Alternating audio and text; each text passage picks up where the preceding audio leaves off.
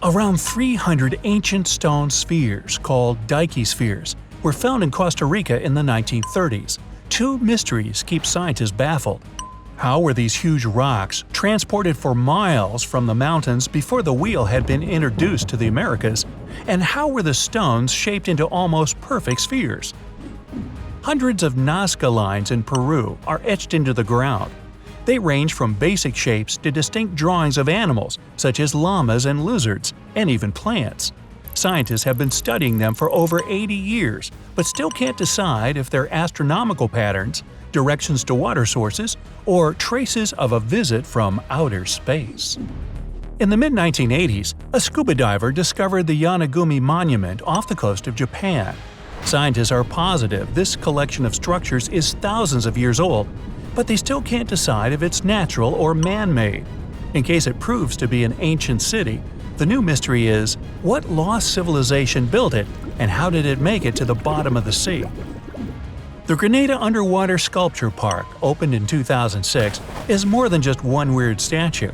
It's like a whole city with real-size human sculptures. 26 kids holding hands in a circle and the lost correspondent are the most famous. All this is supposed to help protect the reefs, but the meaning of each statue is an open discussion. The Georgia Guidestones is a collection of giant stones in a star pattern. It gives direction for the post-apocalypse in 8 languages, including Hindi, Chinese, and Swahili. It also has an astronomical calendar finished in 1980 and built to last centuries. No one knows who or why it was built. A monument to the alien Alyosha is the #1 tourist attraction in Russia's Molotka's anomalous zone. In 1983, a geologist saw a luminous object over the forest and then found some perfectly round spots in the snow. The alien sculpture is the height of an average adult man and was placed there in 2011.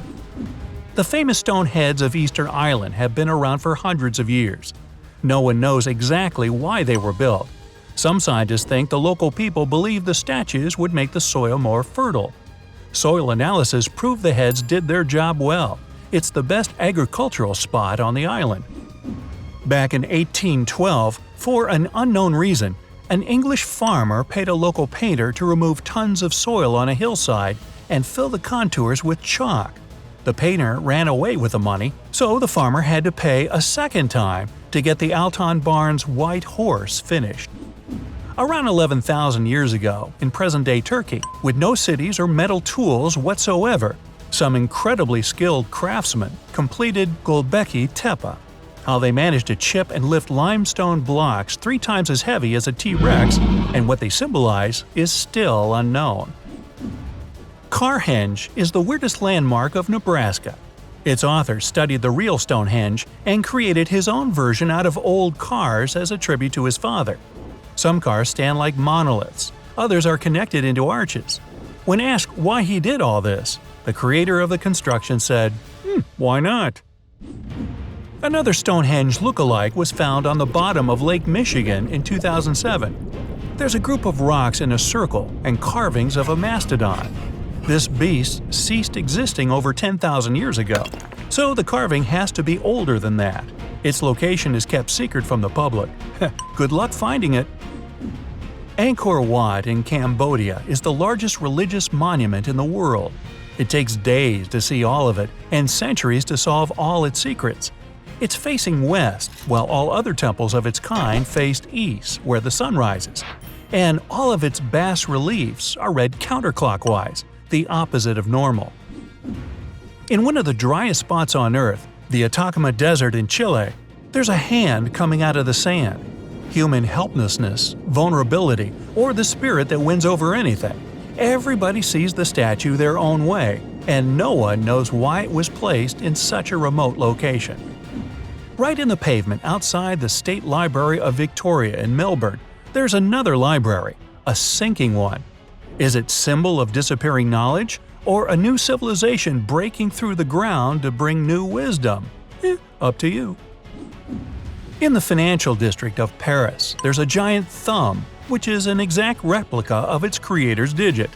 It's been around since 1965 and weighs the same as 3 elephants.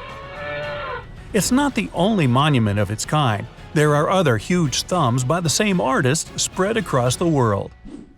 The Hagar Qim, meaning standing stones, site in Malta was completed around 3000 BCE. Some Stone Age genius, most likely using stone tools, managed to set the rocks in such a way that they could show the beginning and end of the year.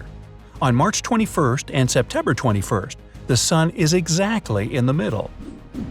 3,000 standing rocks were spread over present-day Brittany, France, in the Neolithic period. After centuries of trying, scientists still can't tell the purpose of this largest collection of rocks in the world. It looks like it was created by a culture related to Stonehenge, which means travel and technology may have been in place long before we realized. In 1923, a guy in Florida who was dumped the day before his wedding started putting together the Coral Castle, a monument to lost love.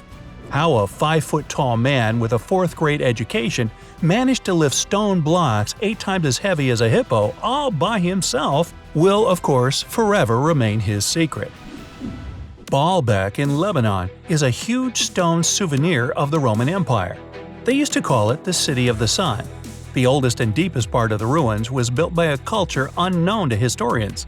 So is the answer to the question, why was this spot so important to the Romans? The Great Zimbabwe ruins were once home to 18,000 people and gave name to a whole country. The first European explorers came here in the 16th century. They couldn't believe a civilization was able to build such a fortress among the gold mines. Their drainage system still works centuries later. One of the biggest mysteries in history is the Great Sphinx of Giza, Egypt. Who was the lion with the human head? How did the ancient Egyptians manage to construct this huge statue? They kept no records, and perhaps they didn't want us to know, since many attempts to study the Sphinx result in mysterious accidents. Enough of the earthly mysteries, let's take it one step higher, right into space. In 1976, the Viking 1 spacecraft was traveling around Mars looking for its sister ship. It took some photos of the planet, and when NASA studied them, they saw a huge rock shaped like a human face.